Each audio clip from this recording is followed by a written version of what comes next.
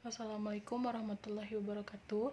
Perkenalkan, nama saya Khairunisa dari Prodi S1 Farmasi dengan nomor induk mahasiswa 2048201082. Pada kesempatan kali ini saya akan menjelaskan tentang reaksi-reaksi biologi, yaitu anabolisme dan katabolisme. Sebelum mengenal lebih lanjut apa itu anabolisme dan katabolisme, hendaklah kita mengetahui apa pengertian dari anabolisme dan katabolisme tersebut. Anabolisme dan katabolisme adalah bagian dari metabolisme. Apa itu metabolisme? Metabolisme yaitu semua proses atau reaksi kimia yang terjadi di dalam sel atau dalam tubuh organisme hidup. Anabolisme yaitu proses penyusun atau pembentukan dari senyawa sederhana menjadi senyawa kompleks. Sedangkan katabolisme yaitu reaksi pemecahan atau perombakan ikatan kimia kompleks menjadi senyawa yang lebih sederhana. Selanjutnya kita akan masuk ke dalam pembahasan. Yang pertama yaitu anabolisme. Seperti yang telah dijelaskan tadi, anabolisme merupakan proses penyusunan atau pembentukan dari senyawa sederhana menjadi senyawa kompleks. Anabolisme memiliki ciri-ciri sebagai berikut. Yang pertama, merupakan reaksi penyusunan. Yang kedua, substrat berupa senyawa sederhana.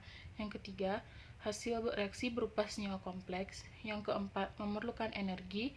Dan yang kelima, bersifat endoterm atau menyerap kalor. Contoh dari anabolisme sendiri yaitu fotosintesis pada tumbuhan. Apa itu fotosintesis? Fotosintesis yaitu transformasi energi matahari menjadi ATP melalui perbentukan C, O2, dan H menjadi karbohidrat.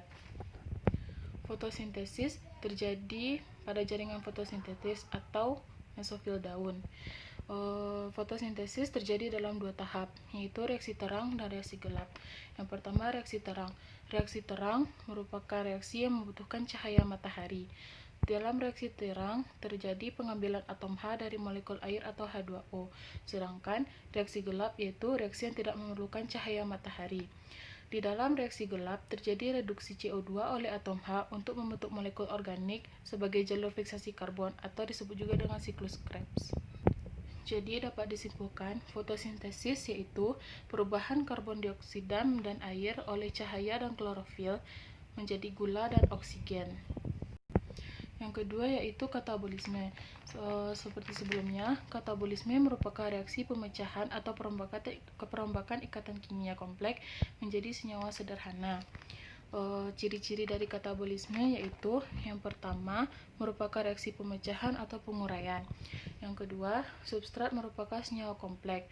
Dan yang ketiga, hasil reaksi merupakan senyawa sederhana. Yang keempat, menghasilkan energi. Dan yang kelima, bersifat eksoterm atau melepaskan panas. Contoh dari katabolisme yaitu respirasi sel.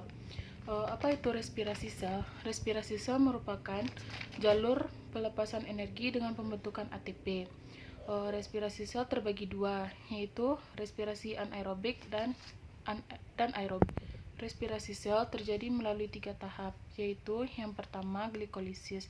Glikolisis merupakan pemecahan glukosa dalam sitoplasma yang menghasilkan 2 asam pirufat, 2 NADH, dan 2 ATP.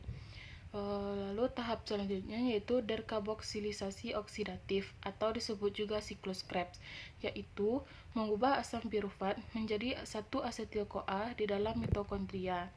Dan tahap terakhir yaitu transport elektron.